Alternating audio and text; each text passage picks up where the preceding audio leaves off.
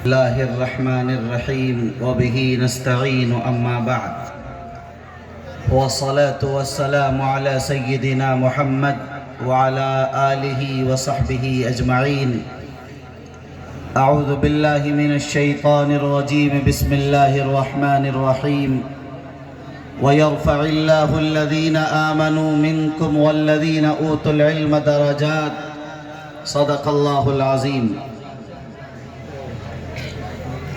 Stage پر رونق افروز نہایت ہی معزز اور موقر علماء کرام، دانشوران عظام، بزرگوں اور دینی بھائیوں،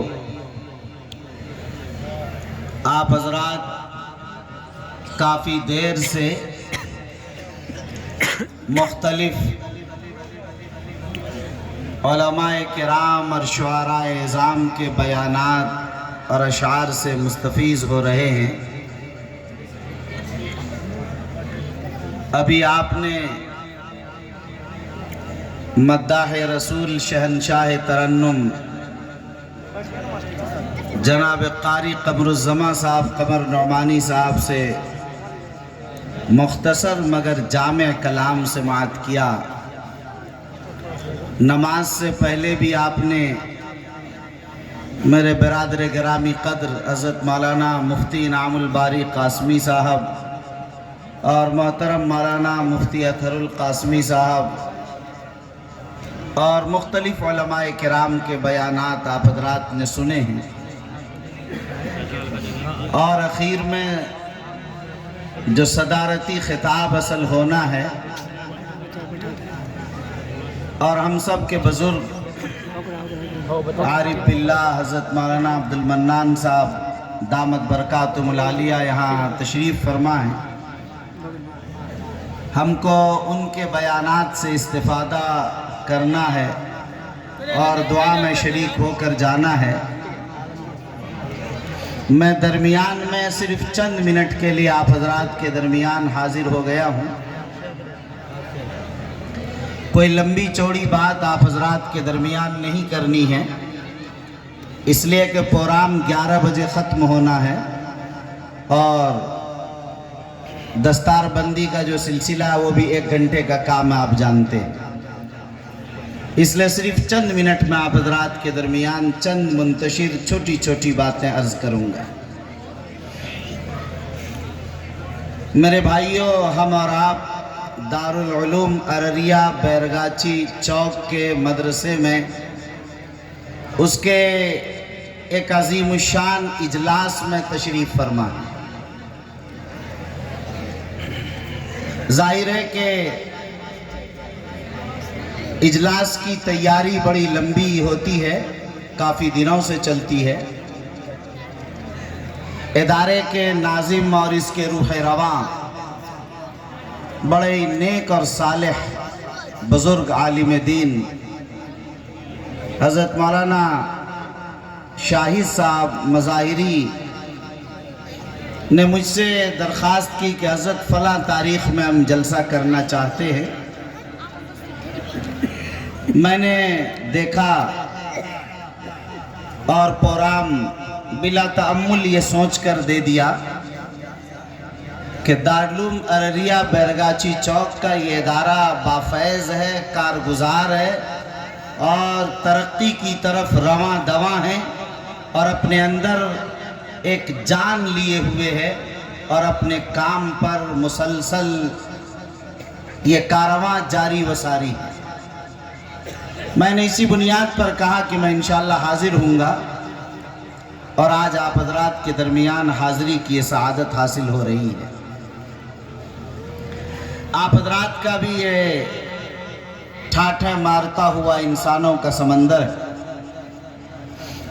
عظیم الشان اجلاس میں تعداد بھی آپ حضرات کی بڑی ہے، جلسہ بڑا ظاہر تعداد ہی سے ہوتا ہے، تو واقعتاً جو لکھا گیا ہے اس کے مطابق جلسہ کا مجمع بھی۔ اس سے اندازہ ہوتا ہے کہ ادارے سے آپ کو لگن ہے، آپ کو محبت ہے، عقیدت ہے، اور ادارے کی کارکردگی سے آپ اور ادارے کی اور تعلیمی مراکز کی اہمیت کو آپ محسوس کرتے ہیں۔ یہ اچھی بات ہے، نہ معلوم کتنے ادارے بنے اور بے نام و نشان ہو گئے۔ انڈیا کی سرزمین پر نہ معلوم کتنے ادارے ہیں کہ جو اپنی عظمتوں کو کھوتے چلے جا رہے ہیں، اور اسی سرزمین پر کتنے ادارے ہیں کہ بلڈنگیں تو بڑی ہیں، طلبہ کا نام و نشان نہیں۔ بہت سارے ادارے ہیں جہاں مکھیاں بن بنا رہی ہیں، وہاں ایک طالب علم پڑھنے والا موجود نہیں، بڑی بڑی بلڈنگیں موجود ہیں۔ ظاہر ہے کہ اس مادیت کے دور میں اور لاک ڈاؤن کے بعد جہاں انسانوں کا ذہن و فکر تبدیل ہو گیا، اس کے باوجود اس ادارے نے اپنی آن بان اور شان میں کوئی کمی نہیں ہونے دی۔ انہوں نے اپنی تعلیم اور تربیت میں کوئی سمجھوتا نہیں کیا۔ اصل بنیاد یہی ہے اس ادارے کی۔ اس لیے ہمیں اور آپ کو چاہیے کہ اس ادارے کی قدر کریں اور اس ادارے کی تعمیر اور اس کی ترقی کے لیے ہم لوگ فکر مند رہیں اور کوشاں رہیں۔ دیکھیے، ادارہ کوئی بھی ہو، یہ ادارے ہماری پہچان ہے، یہ ادارے ہمارے وجود اور ہماری بقا کے ضامن ہیں۔ اگر یہ ادارے نہ ہوتے تو آپ جانتے ہیں کہ کیا ہوتا۔ یہ نقشہ، یہ منظر، یہ تصویر جو ہم دیکھ رہے ہیں یہ نہیں ہوتی۔ اس ملک کا نقشہ دوسرا ہوتا، اس کی تصویر دوسری ہوتی، اور یہاں کا نظام کچھ اور ہوتا۔ یہ تو حجت الاسلام حضرت مولانا قاسم نانوتوی رحمۃ اللہ علیہ کا دین ہے کہ انہوں نے 1866 میں دارالعلوم دیوبند قائم کر کے ایک چراغ جو جلایا تھا، اس چراغ کی لو تیز ہوئی اور اس سے چراغ جلتا چلا گیا، پھیلتا چلا گیا۔ اسی کی بنیاد پر آج ہمارا ایمان محفوظ، ہماری تہذیب محفوظ ہے، ہماری زبان محفوظ، ہماری ثقافت محفوظ، ہمارا ایمان محفوظ، ہمارا ایقان محفوظ، ہمارا قرآن، ہماری حدیث محفوظ ہے۔ لیکن یہ حفاظت در حقیقت ایک خاص انداز میں کی گئی اور ایک مخصوص طبقے کے لیے کی گئی۔ یہی کافی اور شافی نہیں تھا۔ اسی لیے آپ یہ بھی جانتے ہیں کہ علم حاصل کرنا ہر مسلمان مرد و عورت پر فرض ہے، اور آپ یہ بھی جانتے اور سنتے رہتے ہیں کہ صرف 3-3.5% اور بڑی مشکل سے 4% لوگ دینی تعلیم حاصل کر رہے ہیں۔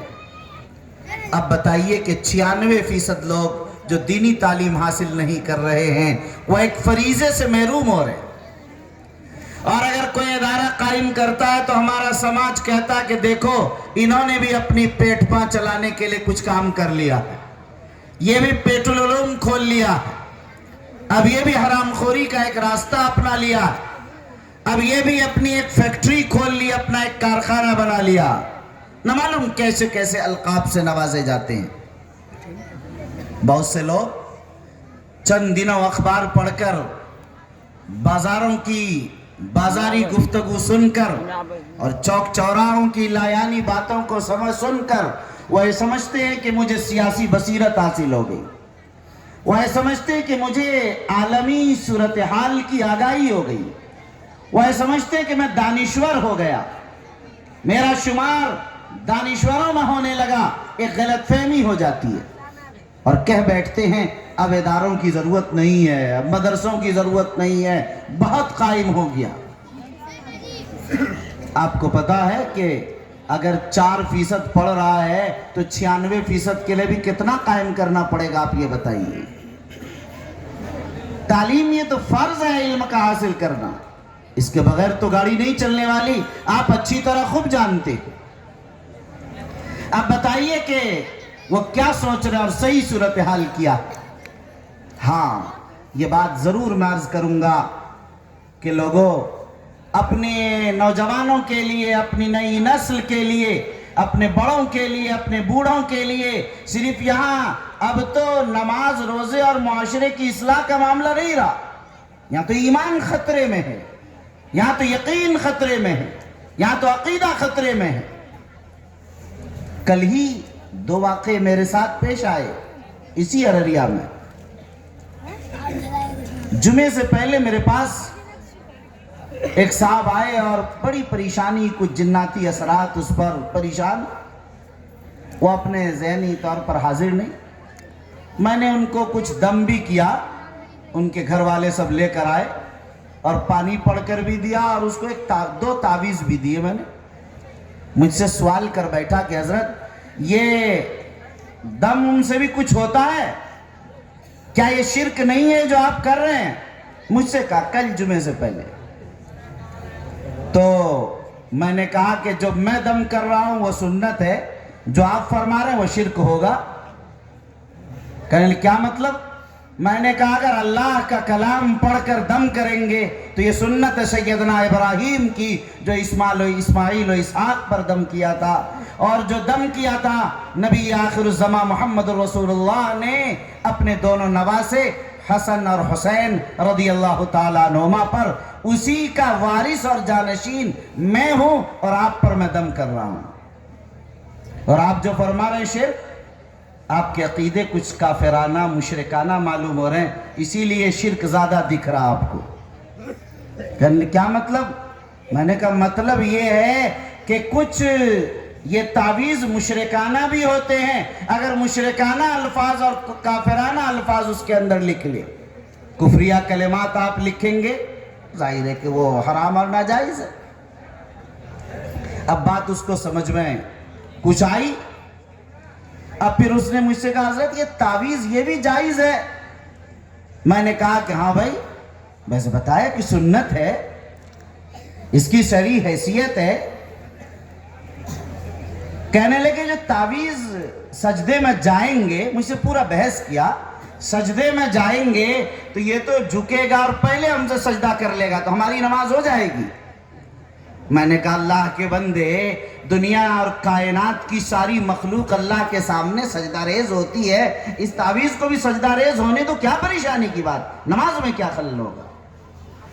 میں نے کہا آپ کا ہاتھ سجدہ کرتا، آپ کی پیشانی سجدہ ریز، آپ کا ناک سجدے میں، آپ کا پیر سجدے میں، آپ کی انگلیاں سجدے میں، حتیٰ کہ علماء نے لکھا کہ پیروں کی انگلیوں کو قبلہ رو کر دینا چاہیے، سب سجدہ ریز ہوتا ہے.